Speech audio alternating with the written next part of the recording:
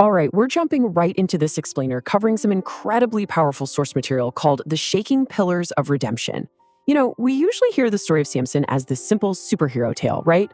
A legendary strongman who literally tore lions apart and carried massive city gates on his shoulders. But the text we're looking at today, it frames him very differently. This isn't just a classic hero's journey, it's a dark, gripping, cautionary tale of unchecked compromise. It really gives us a profound look at how absolute, incredible strength can be entirely undone from the inside out. Okay, let's dive into this because this quote right here, it's the absolute core of Samson's downfall. The material emphasizes that the greatest collapses in our lives, they just don't happen overnight. Nobody just wakes up one Tuesday and loses everything. Instead, downfall happens through subtle, smiling invitations. As the text perfectly puts it, sin rarely enters the room wearing claws. It doesn't look like a threat at all. It smells like perfume, it smiles at you, and it just asks one more little question.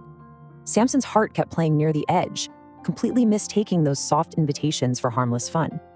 And that brings us to section 1, the fall of a champion, Samson's downfall. We're transitioning from those subtle invitations of compromise right into the grim, heavy reality of where those choices inevitably lead. The source paints this picture of intense despair, breaking down the actual agenda of sin into 3 devastating steps. This brilliantly illustrates what sin really wants after the temporary pleasure fades away. It doesn't just stop after it weakens a person. It has an agenda. First, it blinds, taking away your vision, your perspective. Next, it binds, tying you down with consequences you just can't control anymore.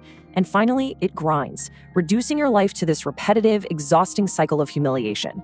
This verse from Judges chapter 16, as the text notes, feels like a locked door. I mean, just look at the tragic irony here. This is the guy who once struck fear into entire armies. He literally pulled city gates right out of the ground and carried them away.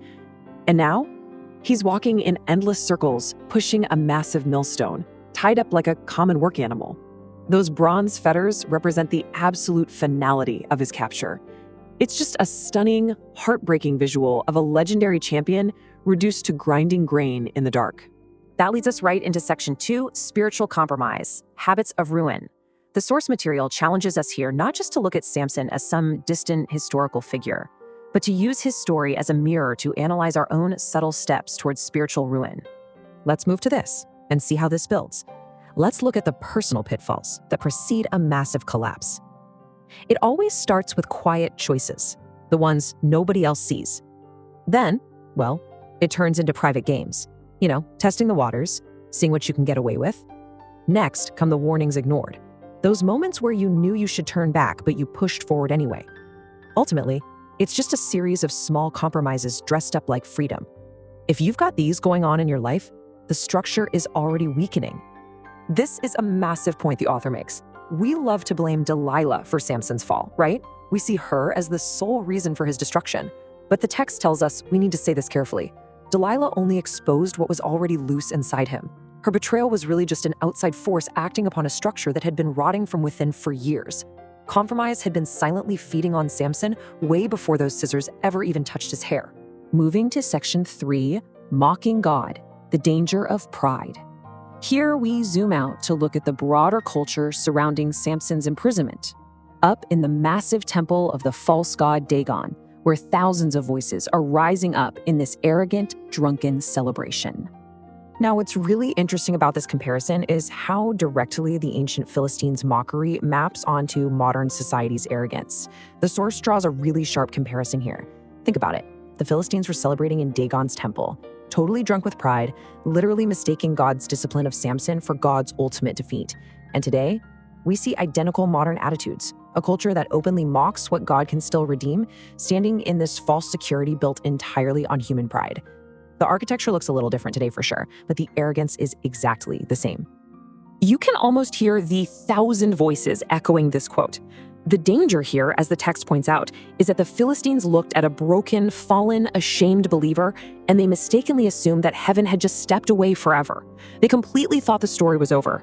And the text warns us that people still make this extremely dangerous error today. They see failure and immediately assume it's final, entirely underestimating the quiet movements of God. Which brings us to the turning point of our explainer, Section 4, a cry from the dark. Hope in the prison. We're pivoting the narrative tone here from ominous tension to a glimmer of golden, ethereal hope emerging right in the dark. This might just be one of the most powerful sentences in the entire narrative. However, the hair of his head began to grow again. Wow. It is a massive theological pivot point. While the temple roared with all that mockery above, God was working quietly in the prison below. And as the source notes, quiet is definitely not the same thing as absent. A shaved head can grow back. A wasted season can become a warning. This tiny little detail, it carries absolute thunder inside it. So Samson is finally brought up from the prison to stand between the pillars of the temple, and he prays this prayer. Notice the stark contrast to his former pride. He isn't boasting anymore, he is begging. Remember me, strengthen me once more. These are the raw words of a desperately broken man who finally understands, after literally losing everything, exactly where his true strength actually comes from. Take this to heart, guys. The author stresses that we so often think repentance has to look perfectly clean to be real. But Samson's final moment, it was not clean. It was dust, blood, screams, and collapsing pillars. Yet, God still answered his cry. God didn't excuse the sin, but he absolutely heard the broken prayer. A ruined man can still pray. And a prison floor, no matter how dark or how shameful, can become an altar the very moment you turn back. Now we reach the ultimate climax of the text. Section 5, a greater deliverer. Beyond Samson. We're shifting our gaze away from Samson's physical destruction and pointing toward a much larger, ultimate spiritual victory. So the crucial point is that we really need to juxtapose Samson with Jesus Christ here. Just notice the profound difference. Samson died because sin had trapped him. Jesus died because love moved him. Samson's final vengeful act was to pull down a physical temple, crushing his enemies beneath the stone. But Christ's ultimate sacrifice was entirely different. His death crushed sin itself and completely shattered the power of death and the grave. This is the soaring triumph of the narrative.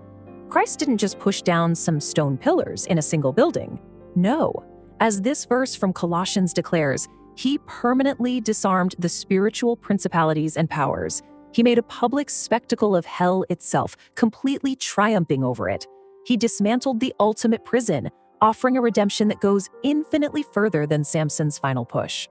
As we draw this explainer to a close, the source material asks us to apply this ancient lesson to our very real modern lives. The source outlines 3 vital action points for us. Examine your own life for those shaking pillars of compromise. Turn back right now before the final collapse actually happens. And most importantly, hear mercy while it is still speaking. The devil wants to preach to you from your prison cell, telling you that you're finished. But you have to listen to the voice that says, call on me while there's still time. I want to leave you with this final thought directly from the text. The most frightening part of Samson's story isn't actually that he died in the temple. It's that thousands of people were laughing near judgment, entirely unaware that the pillars around them were already shaking. So look at your own life. What voice keeps laughing because you fell? What habit keeps grinding you in circles? What false temple has been built around your shame?